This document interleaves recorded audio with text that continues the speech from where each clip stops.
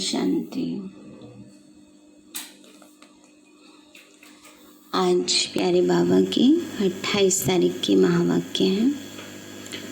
बाबा बोले, तुम इस पाठशाला में आए हो, स्वर्ग के लिए पासपोर्ट लो। तुम इस पाठशाला में आए हो स्वर्ग के लिए पासपोर्ट लेने। आत्म अभिमानी बनो और अपना नाम रजिस्टर में नोट करा दो तो स्वर्ग में आ जाएंगे। कौन से रजिस्टर में? बाबा के रजिस्टर में, है ना। तो बाबा कहते हैं, बच्चे आत्म अभिमानी बनो और अपना नाम रजिस्टर में नोट करा दो तो स्वर्ग में आ जाएंगे। प्रश्न है, कौन सी स्मृति न रहने के कारण बच्चे बाप का रिगार्ड नहीं रखते हैं ना। बाबा कहते, कौन सी स्मृति न रहने के कारण बच्चे बाप का रिगार्ड नहीं रखते। बाबा बोले, कई बच्चों को यही स्मृति नहीं रहती कि जिसको सारी दुनिया पुकार रही है, याद कर रही है, वही ऊंचेते ऊंचा बाप हम बच्चों की सेवा में उपस्थित हुआ है। यह निश्चय नंबरवार है। जितना जिसको निश्चय है उतना रिगार्ड रखते हैं। बाबा ने कहा, ये निश्चय नंबरवार है। जितना जिसको निश्चय है उतना रिगार्ड रखते हैं। गीत है, जो पिया के साथ है उनके लिए बरसात है, ज्ञान की बरसात है। ओम शांति। सब बच्चे ज्ञान सागर के साथ तो है ही। इतने सब बच्चे एक जगह तो नहीं रह सकते। भले जो साथ हैं वह नज़दीक में डायरेक्ट ज्ञान सुनते हैं और जो दूर हैं उन्हों को देरी से मिलता है। परंतु ऐसे नहीं कि साथ वाले जास्ती उन्नति को पाते हैं। पुरुषार्थ की बात है ना, निश्चय की बात है। बाबा कहते हैं, बच्चे ऐसा ज़रूरी नहीं है। दूर वाले कम उन्नति को पाते नहीं। प्रैक्टिकल देखा जाता है, जो दूर हैं वह जास्ती पढ़ते और उन्नति को पाते हैं। इतना ज़रूर है, बेहद का बाप यहाँ है। ब्राह्मण बच्चों में भी नंबरवार है। बच्चों को दैवी गुण भी धारण करने हैं। कोई कोई बच्चों से बड़ी बड़ी गफलत होती है। बाबा कहते, कोई कोई बच्चों से क्या हो जाती? गफलत हो जाती। क्या गफलत? समझते भी हैं कि बेहद का बाप जिसको सारी सृष्टि याद करती वह हमारी सेवा में उपस्थित है और हमको ऊंचे ते ऊंचा बनाने का मार्ग बताते हैं। बहुत प्यार से समझाते हैं, फिर भी इतना रिगार्ड देते नहीं। यह है गफलत। भगवान जो हमारे सामने है, इतना ऊंचा भाग्य बना रहा है, फिर भी बाबा कहते उसको रिगार्ड नहीं रखते ना। तो उसको इतना रिगार्ड देते नहीं। बांधेलियाँ कितना मार खाती हैं, तड़पती हैं, फिर भी याद में रहे अच्छा उठा लेती हैं। पद भी ऊंचा बन जाता है। बाबा सबके लिए नहीं कहते हैं, नंबरवार पुरुषार्थ अनुसार तो है ही। बाप तो बच्चों को सावधान करते हैं, सब तो एक जैसे हो न सके। बांधेलियाँ आदि बाहर में रहकर भी बड़ी कमाई करती हैं। बाबा कहते सारे तो एक जैसे हो नहीं सकते हैं। बाबा ने कहा, बांधेली माताएं हैं, जिनको बंधन है वो ज़्यादा तड़पती हैं बाबा से मिलने के लिए, और जो छुटेले हैं वो सोचते हाँ कर लेंगे, बाबा को याद चले जाएंगे बाबा से मिलने के लिए। तो बाबा कहते हैं उनमें इतनी लगन नहीं रहती, बांधेलियों में ज़्यादा लगन रहती है। तो बाबा कहते बच्चे बाहर में रहकर भी बड़ी कमाई करती हैं। यह गीत तो भक्ति मार्ग वालों का बना हुआ है। परंतु तुम्हारे लिए अर्थ करने जैसा भी है। वह क्या जाने पिया कौन है, किसका पिया है। आत्मा खुद को ही नहीं जानती तो बाप को कैसे जाने, है ना। बाबा ने कहा कौन क्या जाने कौन पिया है। तो बाबा कहते हैं बच्चे, आत्मा स्वयं को ही नहीं जानती कि मैं आत्मा हूँ। है तो आत्मा ना, मैं क्या हूँ, कहाँ से आई हूँ, यह भी पता नहीं है। सब हैं देह अभिमानी, आत्म अभिमानी कोई है नहीं। बाबा कहते हैं सब क्या बन के बैठे, देह अभिमानी, देह में फंसे हुए हैं, आत्म अभिमानी कोई नहीं है। बाबा कहते बच्चे, अगर आत्म अभिमानी बने तो आत्मा को अपने बाप का भी पता हो। देह अभिमानी होने के कारण न आत्मा को न परमपिता परमात्मा को जानते हो। यहाँ तो तुम बच्चों को बाप सम्मुख बैठ समझाते हैं। यह बेहद का स्कूल है, एक ही एम ऑब्जेक्ट है, स्वर्ग की बादशाही प्राप्त करना। स्वर्ग में भी बहुत पद हैं, कोई राजा रानी, कोई प्रजा। बाप कहते हैं मैं आया हूँ तुमको फिर से डबल सिरताज बनाने। सब तो डबल सिरताज बन ना सके। जो अच्छी रीति पढ़ते हैं वह अपने अंदर में समझते हैं कि हम यह बन सकते हैं। सरेंडर भी है, निश्चय भी है, सब समझते हैं इनसे कोई ऐसा छी काम नहीं होता। कोई कोई में तो बहुत अवगुण होते हैं। फिर बाबा कहते हैं जो अच्छे पुरुषार्थी होते हैं वो अपने लिए समझते हैं कि हाँ हम ये पद पा सकते हैं। उनको देखकर औरों को भी लगता है कि हाँ इनके अंदर अवगुण नहीं है, इनसे कोई पाप कर्म नहीं होता, तो इनका अच्छा पद है। तो बाबा कहते बच्चे कोई कोई में बहुत अवगुण होते, वह थोड़े ही समझेंगे कि हम कोई इतना ऊंचा पद पाएंगे, इसलिए पुरुषार्थ ही नहीं करते हैं। बाबा कहते हैं बच्चे इसलिए पुरुषार्थ नहीं करते।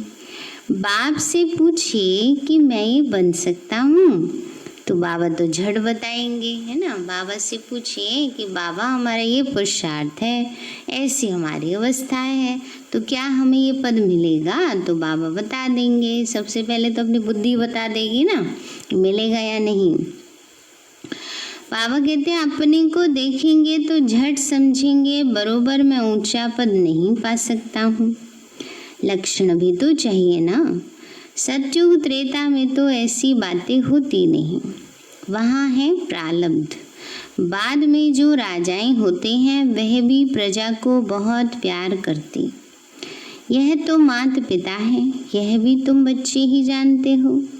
यह तो बेहद का बाप है, ये सारी दुनिया को रजिस्टर करने वाले हैं। रजिस्टर करना माना नाम दर्ज कराना। तो बाबा कहते यहाँ तो बाबा किस में नाम दर्ज कराते, वापस अपने साथ परम धाम घर ले जाने में, है ना। और इस समय जो पुरुषार्थ करते हैं उनका नाम कहाँ दर्ज होता, सतयुग में जाने में। तो बाबा ने कहा ये सारी दुनिया को रजिस्टर करने वाले हैं, तुम भी रजिस्टर करते हो ना। पासपोर्ट दे रहे हो। बाबा कहते पासपोर्ट दे रहे हो, दुनिया वाला मिले ना मिले, बाबा का पासपोर्ट तो मिल ही जाएगा। स्वर्ग का मालिक बनने के लिए यहाँ से तुमको पासपोर्ट मिलता है। बाबा ने कहा था सबका फोटो होना चाहिए जो वैकुंठ के लायक हैं, क्योंकि तुम मनुष्य से देवता बनते हो। बाजू में ताज व तख्त वाला फोटो हो कि हम यह बन रहे हैं। शुरू में बाबा ने ऐसे सबका फोटो खिंचवाया था ना। एक तो सारा सजा सजाया, ताजपोशी वाला, सिर पर ताज, देवताई ड्रेस ना, वैसा ही श्रृंगार, एक वो फोटो और एक साधारण संगम युग का फोटो। तो बाबा कहते अपना फोटो देखो ना, ने सबका देखा है। जैसे जाते हैं ना मधुबन में, पुराने पुराने फोटो जहाँ रखे रहते हैं, हिस्ट्री हॉल है और भी जगह ऐसी हैं, तो उन सब में हमारी दादियों का वो फोटो है, उसमें दोनों फोटो रखे हुए हैं। तो बाबा कहते हैं बच्चे, हम तो अपने बुद्धि में रहेगा ना कि हम यह बन रहे हैं। प्रदर्शनी आदि में भी ये सैंपल रखना चाहिए, ये है ही राजयोग। समझो बैरिस्टर बनते हैं तो वह एक तरफ ऑर्डिनरी ड्रेस में हो, एक तरफ बैरिस्ट्री ड्रेस में, वैसे एक तरफ तुम साधारण और एक तरफ डबल सिर ताज। तुम्हारा एक चित्र है ना जिसमें पूछते हो कि क्या बनना चाहते हो, यह बैरिस्टर आदि बनना है या राजाओं का राजा बनना है। ऐसे चित्र होने चाहिए। बैरिस्टर जज आदि तो यहाँ हैं, यहाँ के हैं। तुमको राजाओं का राजा नई दुनिया में बनने का है। एम ऑब्जेक्ट सामने है कि हम यह बन रहे हैं। समझानी कितनी अच्छी है। चित्र भी बड़े अच्छे हों, फुल साइज के।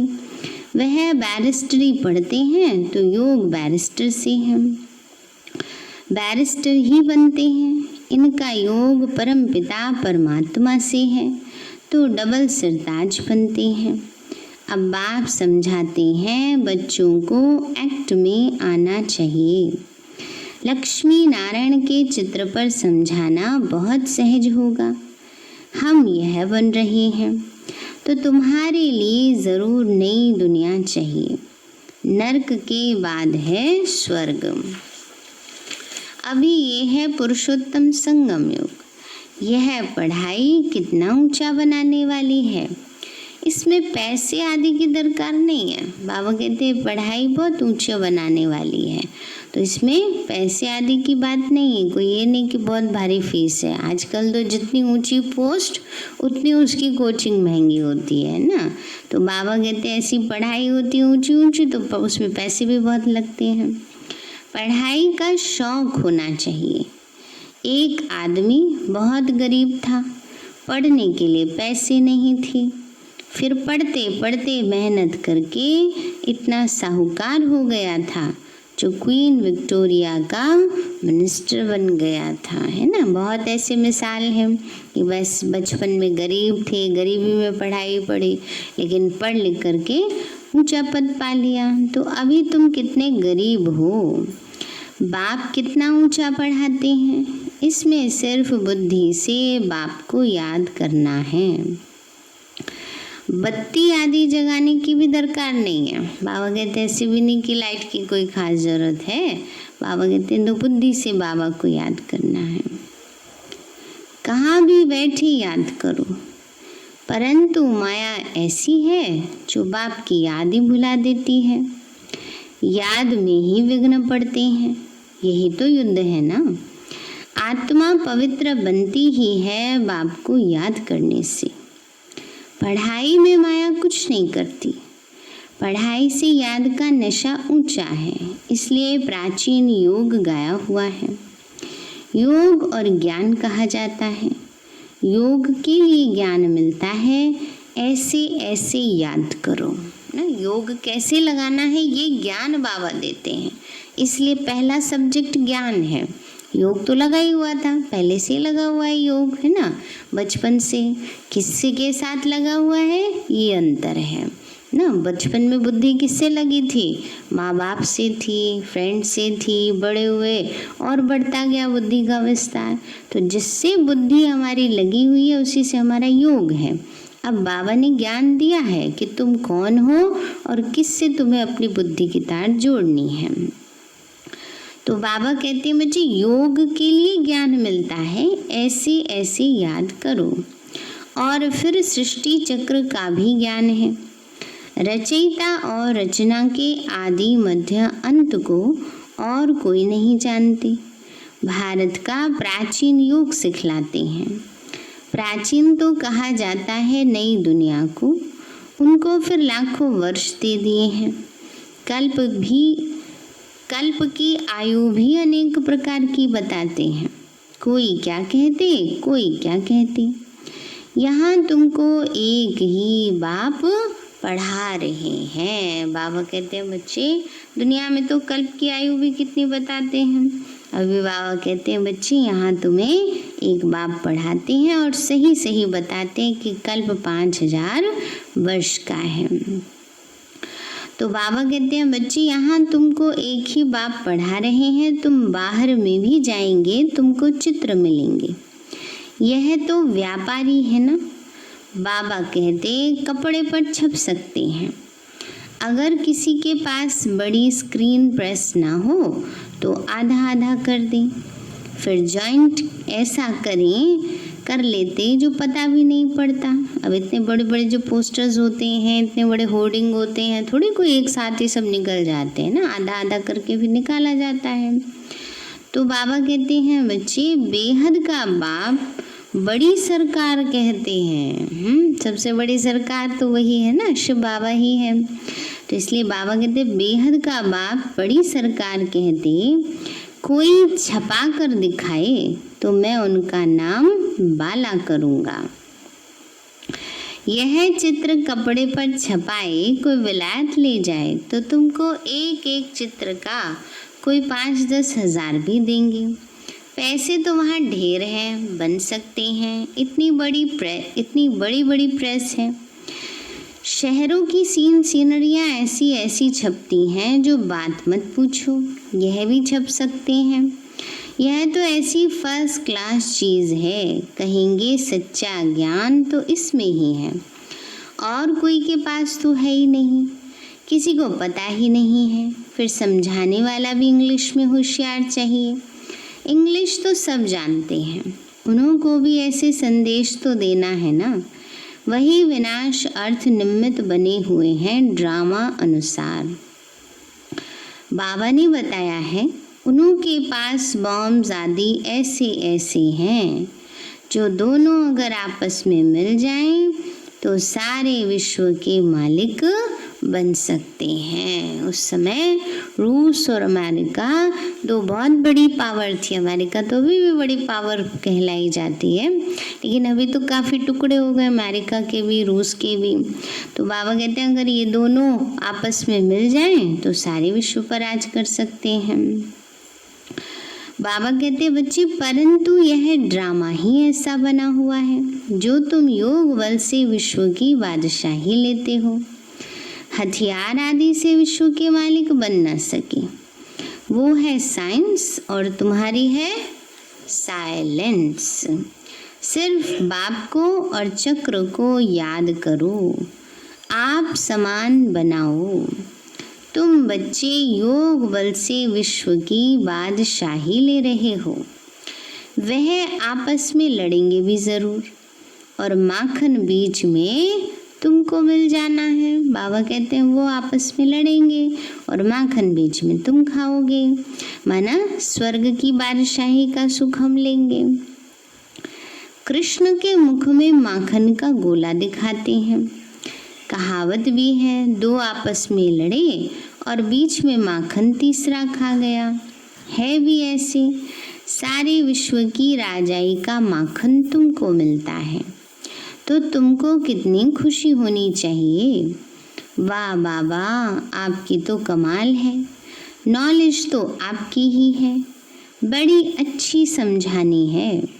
आदि सनातन देवी देवता धर्म वालों ने विश्व की बादशाही कैसे प्राप्त की, यह किसी को भी ख्याल में होगा ही नहीं ना। बाबा कहते दुनिया वालों को मालूम ही नहीं है कैसे विश्व की बादशाही मिलनी है। उस समय और कोई खंड होता नहीं। बाबा कहते हैं मैं विश्व का मालिक नहीं बनता, तुमको बनाता हूँ। तुम पढ़ाई से विश्व के मालिक बनते हो। मैं परमात्मा तो हूँ ही अशरीरी, तुम सबको शरीर है, देहधारी हो ना।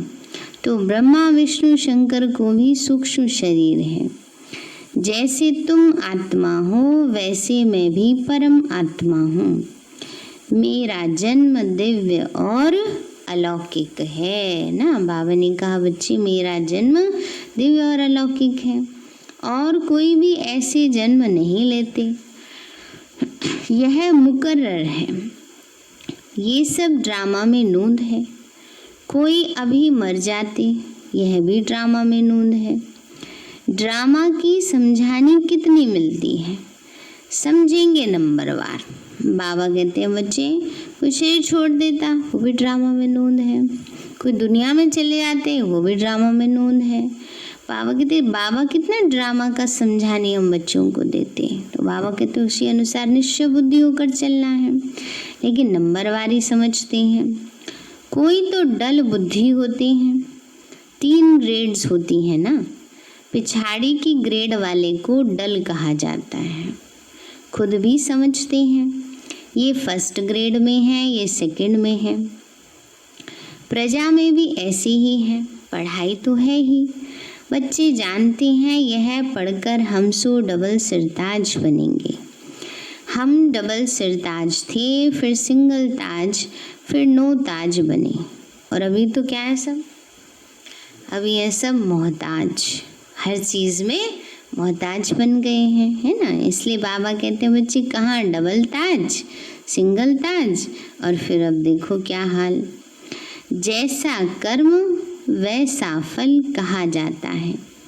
सतयुग में ऐसे नहीं कहेंगे, यहाँ अच्छे कर्म करेंगे तो एक जन्म के लिए अच्छा फल मिलेगा। कोई ऐसे कर्म करते जो जन्म से ही रोगी होते, यह भी कर्म भोग है। बच्चों को कर्म अकर्म विकर्म का भी समझाया है। यहाँ जैसा करते हैं उसका अच्छा व बुरा फल पाते हैं। कोई साहूकार बनते हैं तो ज़रूर अच्छे कर्म किए होंगे। अभी तुम जन्म जन्मांतर की प्रारब्ध बनाते हो। गरीब साहूकार का फर्क तो वहाँ रहता है अभी के पुरुषार्थ अनुसार। वो है प्रारब्ध अविनाशी 21 जन्मों के लिए। यहाँ मिलता है अल्पकाल का।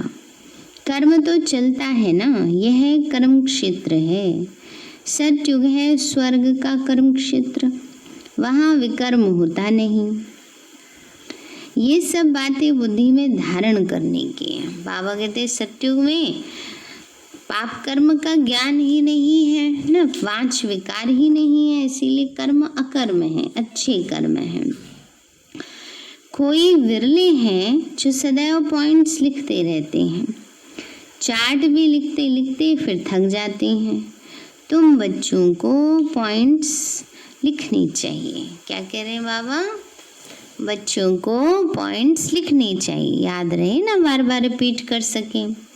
बहुत महीन महीन पॉइंट्स हैं जो सब तुम कभी याद कर नहीं कर सकेंगे, खिसक जाएगी। बाबा कहते पॉइंट क्यों लिखो, ही याद कर सके, रिपीट कर सके, क्योंकि खिसक जाती है ना बुद्धि से। फिर पछताएंगे कि ये पॉइंट तो हम भूल गए। सबका ही ये हाल होता है, भूलते बहुत है, फिर दूसरे दिन याद पड़ेगा। बच्चों को अपनी उन्नति के लिए ख्याल करना है। बाबा जानते हैं कोई विरले ही यथार्थ रीति लिखते होंगे। बाबा कहते सारे तो एक्यूरेट लिखेंगे नहीं, कोई विरले ही लिखते हैं तो रिपीट करते हैं। लेकिन कई क्या करते हैं, लिख के और बस कॉपी बंद, और फिर वो कॉपी कब खुलती है, अगले दिन जब लिखना होता है बस। ऐसे भी नहीं करना है, रिपीट करना है घर जाके। बाबा कहते हैं बच्चों को भूलते बहुत हैं। बाबा ने कहा कोई विरले ही यथार्थ रीति लिखते होंगे। एक्यूरेट याद में कोई घंटा डेढ़ भी मुश्किल रह सकते हैं। बाबा कहते हैं बच्चे बाबा व्यापारी भी है, वो है विनाशी रत्नों के व्यापारी, ये हैं ज्ञान रत्नों के। योग में ही बहुत बच्चे क्या हो जाते हैं, क्या होते हैं, फेल हो जाते हैं। एक्यूरेट याद में कोई घंटा डेढ़ भी मुश्किल रह सकते। कितने घंटे रहना, और कितने घंटे कहते बाबा? बाबा कहते हैं 8 घंटा तो पुरुषार्थ करना है। तुम बच्चों को शरीर निर्वाह भी करना है। बाबा ने आशिक माशूक का मिसाल दिया। बैठे बैठे याद किया और झट सामने आ जाते हैं, ये भी एक साक्षात्कार है। वह उनको याद करते हैं, वह उनको याद करते, माने एक दूसरे को याद करते रहते बस। यहाँ तो फिर एक है माशूक और तुम सब हो आशिक। वह सलोना माशूक तो सदैव गोरा है, एवर प्योर है। बाबा कहते मैं मुसाफिर सदैव खूबसूरत हूँ, जिसकी सूरत में खूबियाँ भरी हों। सूरत और सीरत विशेषताएं, तो बाबा तो गुणों का भंडार है। तो बाबा कहते हैं बच्चे बाबा क्या है? खूबसूरत है। तुमको भी खूबसूरत बनाता हूँ। इन देवताओं की नेचुरल ब्यूटी है। यहाँ तो कैसे कैसे फैशन करते, भिन्न भिन्न ड्रेस पहनते। वहाँ तो एक रस नेचुरल ब्यूटी रहती है ना, फैशन की, मेकअप की ज़रूरत ही नहीं पड़ती। ऐसी दुनिया में अब तुम जाते हो, ऐसी दुनिया में अब तुम जाते हो, अब से तुम जाते हो। बाप कहते मैं पुराने पतित देश पतित शरीर में आता हूँ। यहाँ पावन शरीर तो है नहीं। बाबा कहते मैं इनके बहुत जन्मों के अंत में प्रवेश कर प्रवृत्ति मार्ग की स्थापना करता हूँ। आगे चलकर तुम सर्विसेबल बनते जाएंगे, पुरुषार्थ करेंगे फिर समझेंगे। आगे भी ऐसा पुरुषार्थ किया था, अब फिर कर रहे हैं। पुरुषार्थ बिगड़ तो कुछ मिल न सके। तुम जानते हो हम नर से नारायण बनने का पुरुषार्थ कर रहे हैं। नई दुनिया की राजधानी थी, अब नहीं है, फिर होगी। आयरन एज के बाद फिर गोल्डन एज जरूर होगी। राजधानी स्थापन होनी ही है, कल्प पहले माफिक। बाबा कहते हैं राजधानी तो बननी ही है, जरूर बनेगी, और वो भी कल्प पहले माफिक। तो राजधानी तो बनी जाएगी, फिर हम क्या पुरुषार्थ करें? तो हमारा भी तो पुरुषार्थ करना, राजधानी में आना फिक्स है ना। अच्छा मीठे मीठे सिक्के लदे बच्चों प्रति माता पिता बाप दादा और गुड मॉर्निंग। रूहानी बाप की रूहानी बच्चों को नमस्ते। रूहानी हम बच्चों की रूहानी माता पिता बाप दादा नमस्ते नमस्ते नमस्ते बाबा नमस्ते। धारणा के लिए मुख्य सार है सरेंडर के साथ साथ निश्चय बुद्धि बनना है। कोई भी छीछी काम ना हो, अंदर कोई भी अवगुण न रहे, तब अच्छा पद मिल सकता है। दूसरा है ज्ञान रत्नों का व्यापार करने के लिए बाबा जो अच्छी अच्छी पॉइंट सुनाते हैं उन्हें नोट करना है, फिर उन्हें याद करके दूसरों को सुनाना है। बाबा ने कहा पॉइंट नोट करनी है और याद करके दूसरों को सुनाना है। सदा अपनी उन्नति का ख्याल करना है। वरदान दिया बाबा ने, वायरलेस सेट द्वारा विनाश काल में अंतिम डायरेक्शंस को कैच करने वाले वाइसलेस भव। वाइसलेस माना निर्विकारी भव, वायरलेस माना मोबाइल। वायरलेस सेट है ना, आजकल वायर नहीं है इसमें, है ना। इसको कहते हैं जैसे मोबाइल वाला या हैंडसेट होता है, तो उसमें तार नहीं होती है, बिना तार का फ़ोन। तो बाबा कहते हैं हमारा भी जो फ़ोन है वो कैसा है? बिना तार वाला है ना। स्थूल तार दिख थोड़ी रही है, मन बुद्धि की तार है। किससे जोड़नी है? शिव बाबा से। अगर कनेक्शन ठीक होगा तो बाबा अंत में हमें फ़ोन करेगा और हम फ़ोन रिसीव कर लेंगे। अगर लाइन में कहीं गड़बड़ी होगी, एंगेज होगा हमारा फ़ोन, माना बुद्धि कहीं और भटक रही होगी, तो बाबा तो हमें डायरेक्शन देंगे, पर बुद्धि व्यस्त है तो उसको कैच नहीं कर पाएगी। जैसे किसी को फ़ोन करते हैं तो फ़ोन में आता है ना कि अब ये व्यस्त हैं, है ना, तो हमारा फ़ोन नहीं उन तक पहुंच पाता, हम जो बात कह रहे होते उन तक नहीं पहुंच पाती। इसीलिए अंत में अगर बुद्धि कहीं और उलझी होगी तो बाबा जो हमें डायरेक्शन देने वाले हैं वो हम तक नहीं आ पाएंगे। तो बाबा कहते हैं विनाश के समय अंतिम डायरेक्शंस को कैच करने के लिए वॉइसलेस बुद्धि चाहिए।